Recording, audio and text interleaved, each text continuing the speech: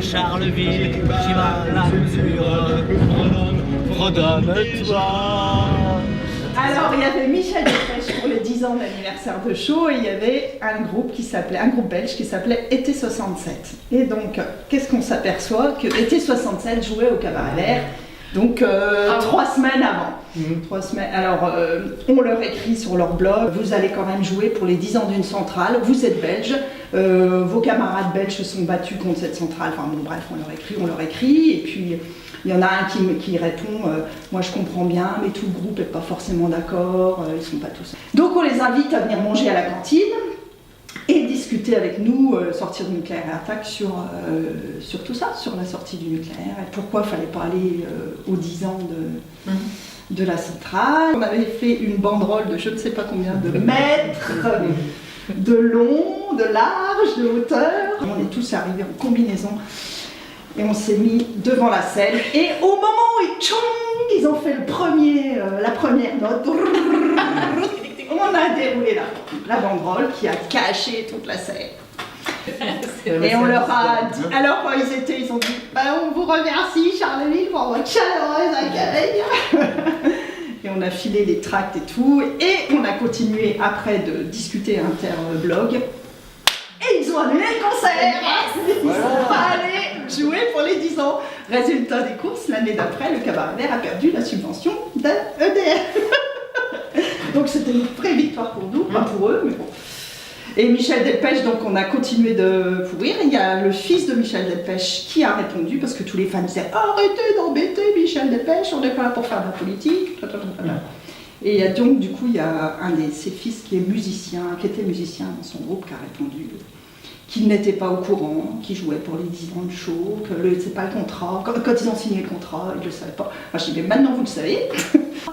Lui-même, il me disait, il est sur BFM tout le temps, hein, il met le BFM le matin. Il dit, mais plus personne ne les croit. Et dans les réseaux sociaux, il dit, moi, ce que je regarde, effectivement, il regardait les réseaux sociaux. Je m'informe là, parce que eux, là, je n'y crois plus. Les nouveaux médias, c'est ça. Mais tu sais, ma maman, c'est une dame qui a 86 ans, c'est BFM Télé. Le système est rattrapé par la réalité. Il n'y a plus d'argent dans le complexe nucléaire, il n'y a plus d'argent pour construire de nouveaux EPR, il n'y a plus d'argent pour construire CIGEO, et il n'y a plus d'argent pour reconstruire la Hague. Donc de toute façon, là ils ont gagné du temps, ils se sont achetés 4 ans jusqu'en 2022, puisque Macron, sans grande surprise, s'est révélé être un pro-nucléaire indéfectible. Mais ça change rien à la situation. Le nucléaire français aujourd'hui, c'est le village Potemkin. On dresse des barrières, on fait croire que tout va bien, et derrière, ce n'est que ruine. Il y a les factures qui vont se présenter un jour, donc il faudra bien les payer.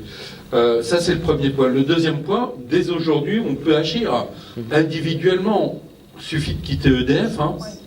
J'allais dire. Ben oui, si on veut se passer de nucléaire aujourd'hui en France, aller chez un producteur d'électricité, voilà. Et puis, et ça c'est le pire pour EDF, c'est de perdre ses clients. Donc de toute façon, on ne peut qu'encourager tout le monde à quitter EDF. Et puis d'autre part, avec Enercop ou d'autres structures, il y a une explosion, un foisonnement de projets participatifs, comme celui de Chamol qu'on montre dans le film. Et ça va avoir un effet boule de neige, parce que ça entraîne l'autoconsommation, ça entraîne des boucles locales d'électricité qui permettent de bypasser les grands opérateurs. Et cet effet qu'on ne mesure pas et qu'on ne voit pas aujourd'hui, c'est un effet boule de neige. Et quand ça va devenir évident pour tout le monde, ça sera trop tard pour EDF et pour les autres. On n'a pas réellement le choix au final.